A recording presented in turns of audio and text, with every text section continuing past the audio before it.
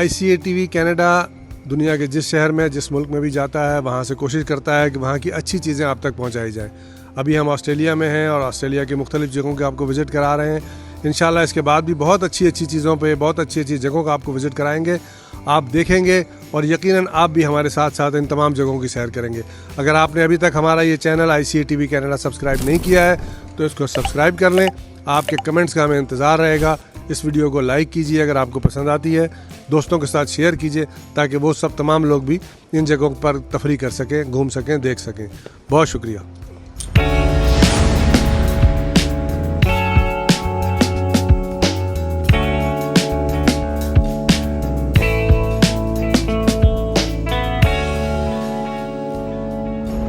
इस वक्त हम मौजूद हैं वेस्टर्न ऑस्ट्रेलिया के म्यूज़ियम में। ये बहुत खूबसूरत म्यूज़ियम है।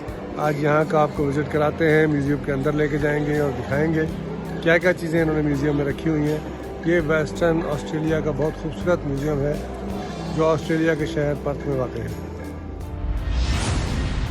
वेस्टर्न ऑस्ट्रेलिया के शहर पर्थ में कायम WA म्यूज़ियम बोला बारदीप के नाम से जाना जाता है। इसका क़याम 1891 में जियोलॉजिकल म्यूज़ियम के तौर पर हुआ। शुरू में अर्जियाती नमूने रखे गए, बाद अज़ां इसमें तोसी की गई और नस्ली और हयातियाती अशिया भी शामिल की गई।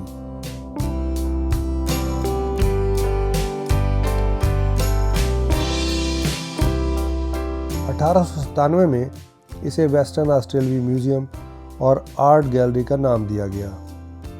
वक्त के साथ साथ ये म्यूज़ियम तरक्की करता गया।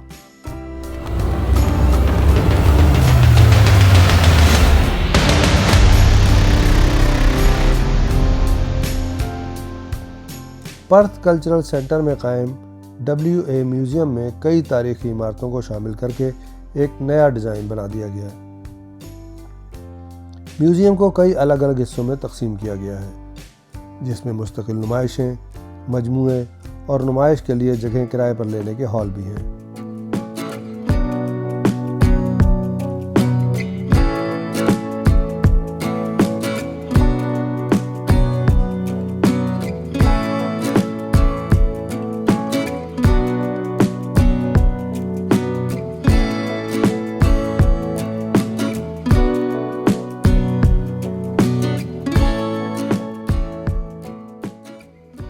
मुस्तकिल नुमाइशें मगरबी ऑस्ट्रेलवी तारीख़ और सकाफ़त के कलीदी मौज़ूआत पर तवज्जो मरकूज़ करती है।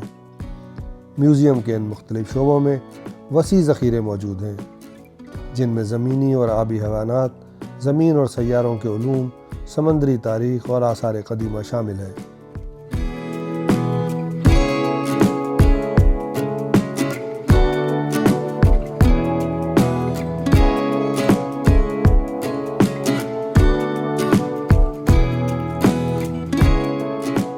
WA म्यूज़ियम बोला बारदीप मगरबी ऑस्ट्रेलिया में 7 मुकामात के साथ एक बड़ा सकाफ़ती इदारा है।